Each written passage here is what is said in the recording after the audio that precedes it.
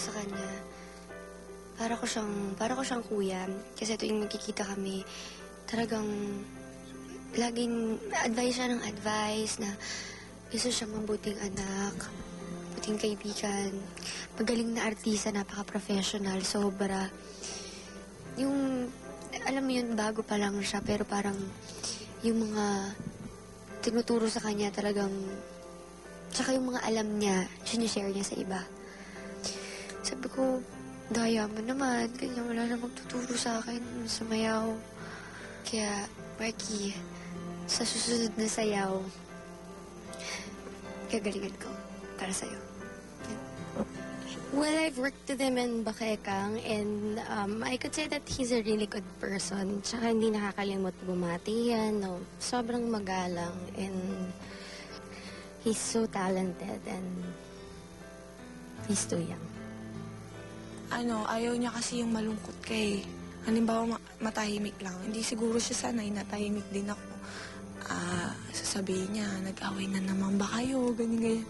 Magpapatinig kayo niya. Basta ayaw niya yung malungkot ka.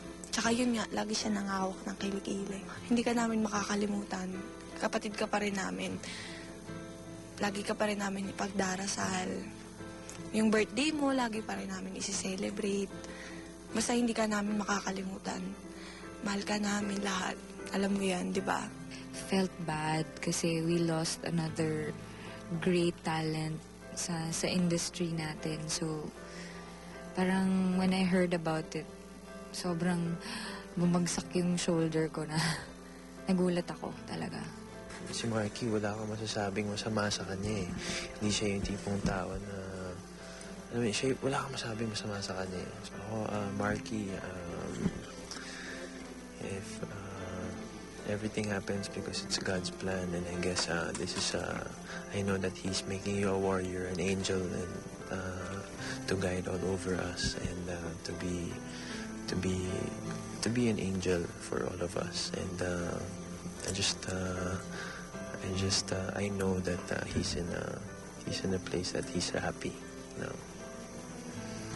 Yeah, Marky, sana wherever you are, sana at peace ka. And yun nga, just like what Gian said, sana maging angel ka para sa lahat.